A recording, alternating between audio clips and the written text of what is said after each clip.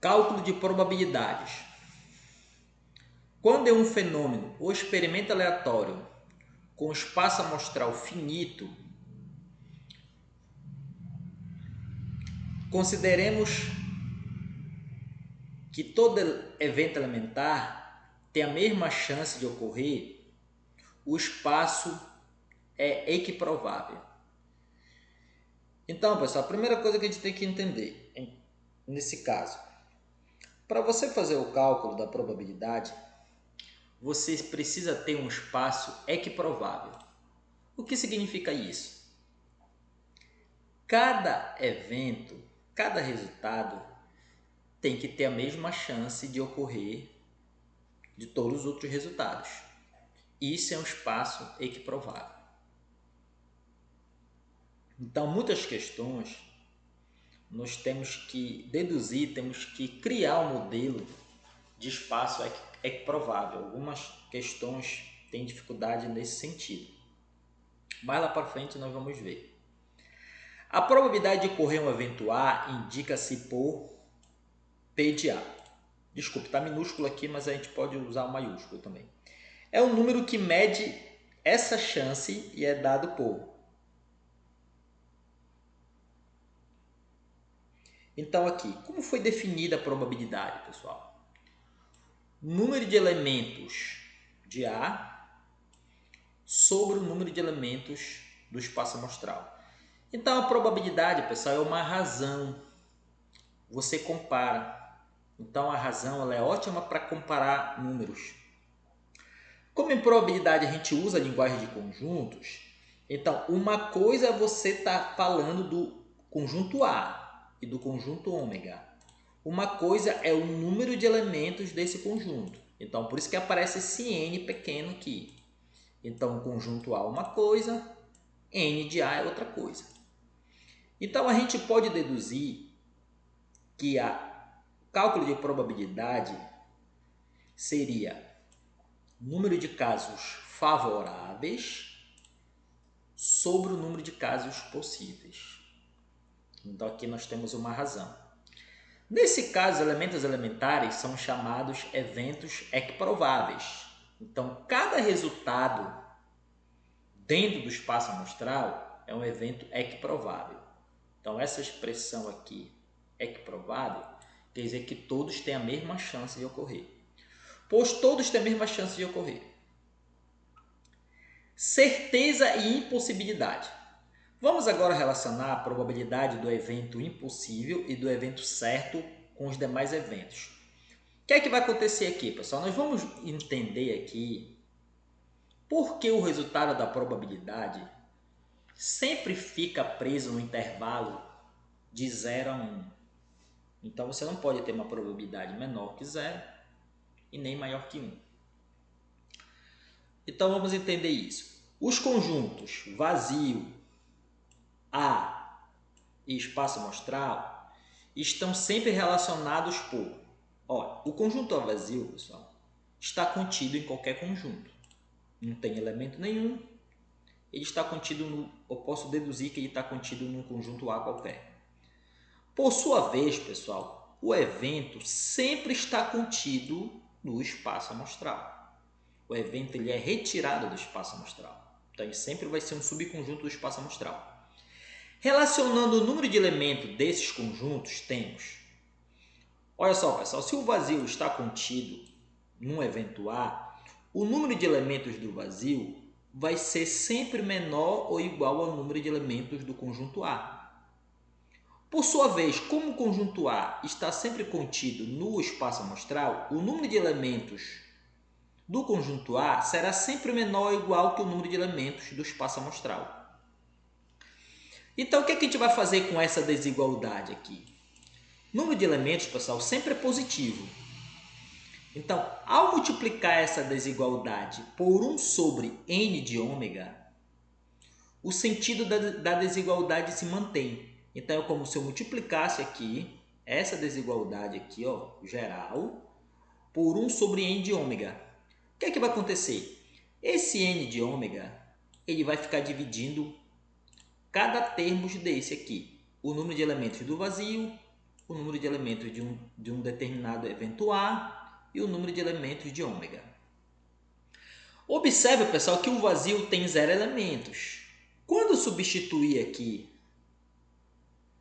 n de vazio por 0, ao dividir pelo n de ômega, vai resultar em 0. Quando eu dividir o número de elementos de ômega pelo número de elementos também de ômega, isso aqui são quantidades iguais, dividindo dá 1. E esse n de A sobre n de ômega é justamente o valor da probabilidade do evento A.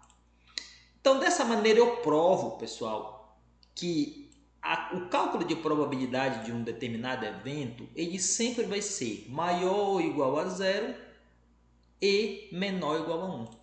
Ele vai ficar nesse intervalo. Então, a prova matemática é essa situação aqui. Dessa desigualdade aqui que eu divido toda ela pelo número de elementos de ômega e aí surgem esses resultados. Isso significa que a probabilidade pode assumir valores de 0 a 1. Então, a probabilidade sempre vai ter resultados nesse intervalo. Quando P de A é igual a 0, quer dizer, quando não tiver elemento nenhum no conjunto A, que seria o meu conjunto vazio, a probabilidade vai coincidir com o evento impossível, né? que é 0. O evento é impossível. Não há possibilidade de que ele venha a ocorrer. Então, probabilidade 0. Foi aquele nosso exemplo lá do lançamento de um dado, eu observar na face um número maior que 6. Eu não tenho resultado número maior que 6, então é um evento impossível. O número de resultados que favorece o A é 0. Então, a probabilidade seria 0. Quando P de A é igual a 1, quer dizer, quando o número de elementos de A coincidir com o número de elementos do espaço amostral, então eu vou ter uma divisão de dois valores iguais aqui que vai dar 1. Por isso que a probabilidade é que o resultado vai ser 1. O evento A é o evento certo e a certeza de que ele ocorrerá. Vamos agora ver o exemplo da página 6 do cálculo de probabilidade. Anotem na apostila de vocês esse cálculo, por favor, que é para vocês acompanharem.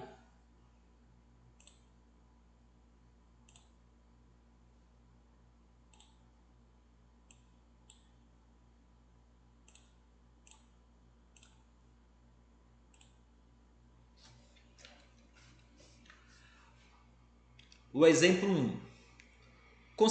Consideremos o experimento aleatório do lançamento de uma moeda perfeita. Qual é a probabilidade de sair cara? Solução.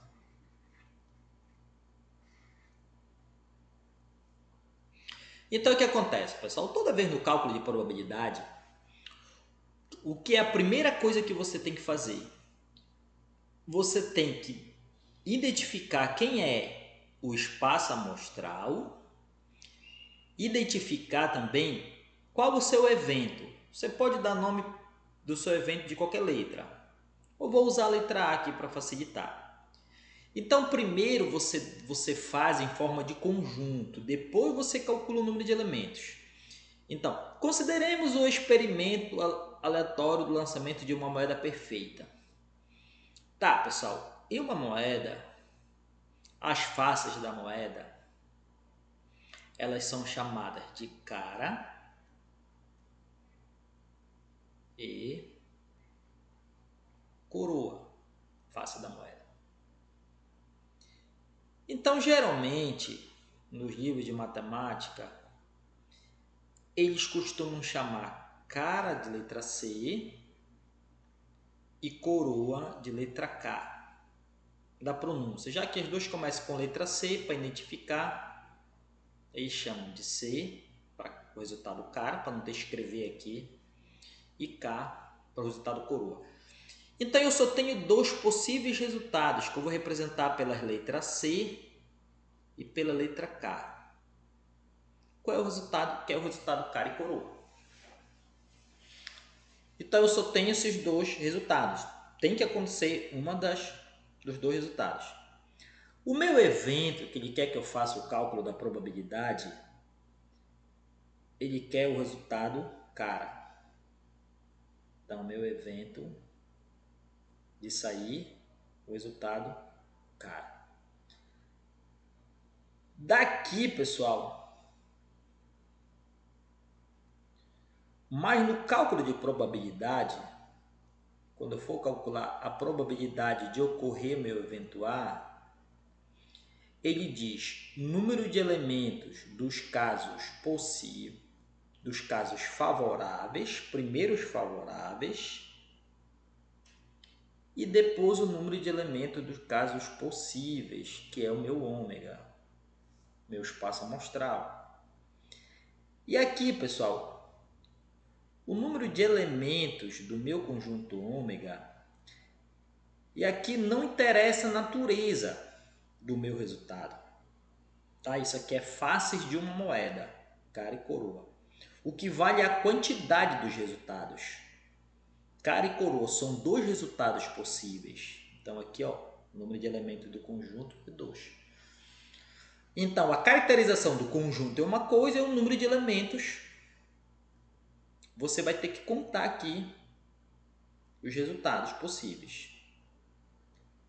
Já que no meu evento sair cara, o número de elementos de A é 1 apenas, o resultado sair cara é 1. Então aqui, pessoal, probabilidade vai ser, substituindo o número de elementos de A é 1, o número de elementos do meu espaço amostral é 2. Pronto. Então essa razão aqui, meio, é o resultado, é a probabilidade de ocorrência do evento cara, sair cara no lançamento da moeda. Tá? E aí, pessoal, tem um detalhe aqui. Uma prova de múltipla escolha pode acontecer do resultado vir em porcentagem. Pode vir em fração, pode vir em porcentagem. Então, em fração, eu tenho que verificar também se eu posso simplificar. 1 e 2 não posso simplificar, fração meio. Então, aqui terminou se for em fração. Mas o número meio também, pessoal, a fração meio, toda fração tem a sua forma decimal. Meio é 1 dividido para 2, é 0,5. Então, eu posso ter esse resultado também na forma decimal, 0,5. Eu posso também ter em forma de porcentagem. O que acontece, pessoal?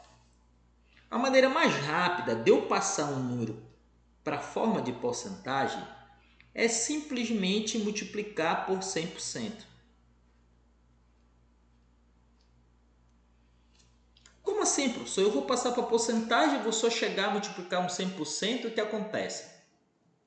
Bem, o que está acontecendo aqui, pessoal, é o seguinte. Toda fração, eu posso achar uma fração equivalente que tem o mesmo valor se eu multiplicar pelo mesmo número no numerador e denominador. Eu posso achar uma fração equivalente. Então, no caso aqui, por exemplo, se eu multiplicar por 100 os dois termos da fração, eu vou ter uma fração equivalente, 1 sobre 200. Mas o que acontece aqui, pessoal? A fração 100 sobre 100, uma fração com denominador 100, que a gente chama uma fração de centesimal, esse 100 aqui, ele sobe para esse número aqui com esse símbolo aqui, ele se transforma no símbolo da porcentagem. Então, 100 sobre 100 é o mesmo que 100%. Então, aqui, quando você faz 1 sobre 2 vezes 100, na realidade, o que você está fazendo aqui é multiplicar a fração, os dois termos dela por 100. Então, 100% é o mesmo que 100 sobre 100. E também é o mesmo que 1. Você pode interpretar o seguinte: eu estou multiplicando 1 sobre 2 por 1. Multiplicar por 100% é multiplicar por 1. O motivo da gente multiplicar por 100% é porque a gente quer que apareça essa notação de porcentagem no resultado. Então, é por isso que você, quando está multiplicando por 100%, você não está fazendo nada ilegal, nada de errado. Você multiplicar por 100% é como se você estivesse multiplicando os dois termos por 100, numerador e denominador, ou simplesmente multiplicando pelo número 1. Só que o número 1 aqui está em forma de porcentagem, 100%, que você quer a porcentagem. Então, 1 vezes 100 dá 100%, dividido por 2. E aí 100 dividido por 2 dá 50. Repete a porcentagem. Então, pessoal, nós temos 3 maneiras de dar o resultado de probabilidade. Então, o aluno tem que ficar esperto nisso aqui. Eu tenho o primeiro resultado, 1 sobre 2, a forma de fração. Ou poderia ter o resultado 0,5, também está correto. E poderia também ter o resultado 50%. Então, eu tenho aqui, ó, 3 maneiras de dar o resultado. Por quê? Como a probabilidade é uma razão, pessoal, a razão, você tem uma fração, ou mesmo que seja um número inteiro, você tem ele na forma de porcentagem. Você pode interpretar como porcentagem. Então, qual é a interpretação aqui?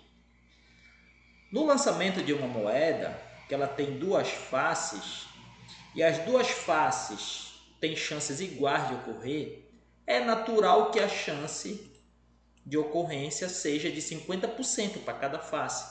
Se eu fosse calcular a probabilidade de ocorrer coroa, daria também 50%.